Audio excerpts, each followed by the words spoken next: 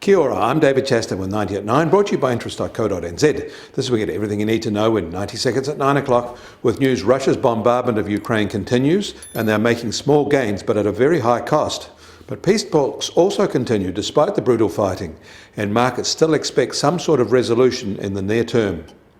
Separately, the US Fed announced the expected 25 basis point rate hike the markets were expecting, but they steepened the future policy rate path via their dot plot estimates.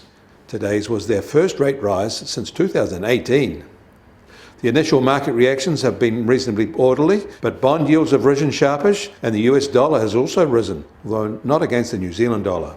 Equity markets gave up some earlier in the day gains. Meanwhile, American retail sales came in almost 18% higher in February than the same month a year ago. That's actually better than our weekly Red Book indications. And Japan's export growth is still rising by almost 20% in February, faster than at any time since before the GFC apart from the pandemic recovery.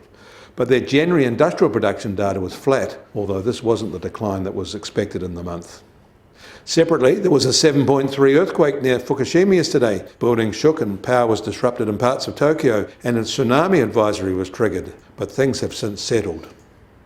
In China, there's been a relatively subtle but important set of signals that major economic policy support is underway. That galvanised their equity markets.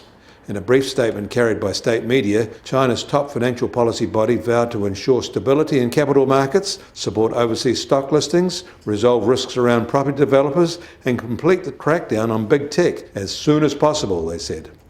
Then the central bank followed with a statement saying that they would help implement these policies, as did their banking watchdog. And there is growing evidence suggesting Beijing is not acting to undermine global sanctions against Russia. The US Treasury 10-year yield opens today at 2.24% and up 11 basis points from this time yesterday after the Fed announcement.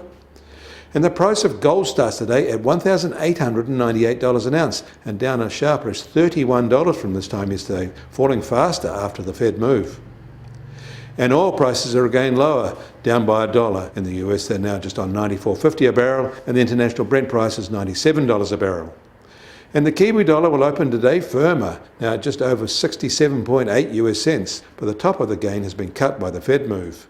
But against the Australian dollar, we're now just under 94 Australian cents. Against the euro, we're holding at 61.9 euro cents. That means our trade-weighted index starts today at just on 73.4 and 10 basis points higher.